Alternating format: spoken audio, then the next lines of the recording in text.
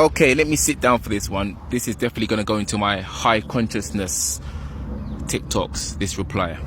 Here we go, are you ready? Straight off the bat, science hasn't proven that the observer is within the brain. Just saying. So, thought experiment time. Try to follow me. This will go very deep, very quickly. Simply listen to the video again if it makes no sense. And I appreciate that it might not make sense because we're going to go deep. Here we go. So let's go with the premise, the notion that the observer is within the brain. Okay. You and anybody would agree with me when I say the brain is located in the head, right? Okay. If you had an accident where you could actually see your brain through your skull if you was looking in the mirror, this is possible, I've looked it up. In that moment of you observing your brain, you would then be observing, if we're going to say the observer is in the brain, that which is observing the moment. But do you see how that cannot be? Because if your brain is within objective experience, then it can no longer be that which is observing the experience, because it's within your sense perceptions. It becomes another object, just like looking at a tree, looking at a football, looking at a tractor.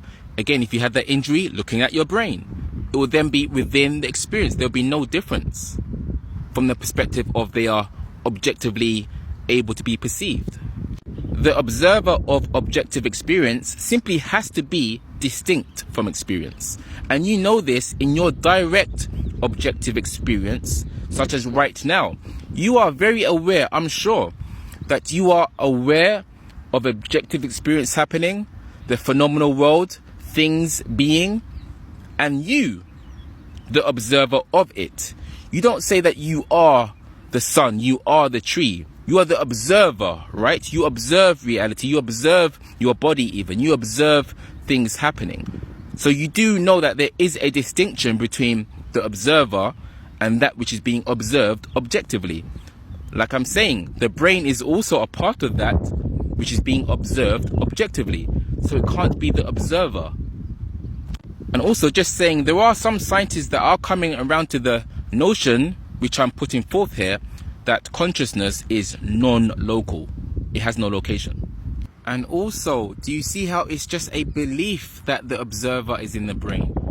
It's a belief. That's why I keep talking about science and religion and how similar they are, or how similar science has become to a religious ideology.